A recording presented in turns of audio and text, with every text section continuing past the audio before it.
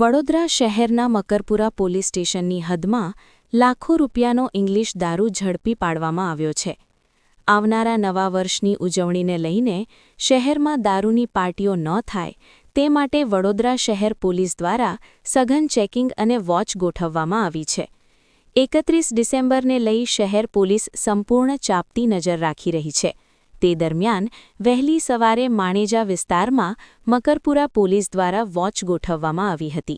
Watch દરમિયાન બહારથી આવેલ એક કન્ટેનર ગાડીમાં દારૂનું કટિંગ કરવામાં આવતું હોવાનું સામે આવતા પોલીસે તાત્કાલિક રેડ કરી કાર્યવાહી હાથ ધરી હતી.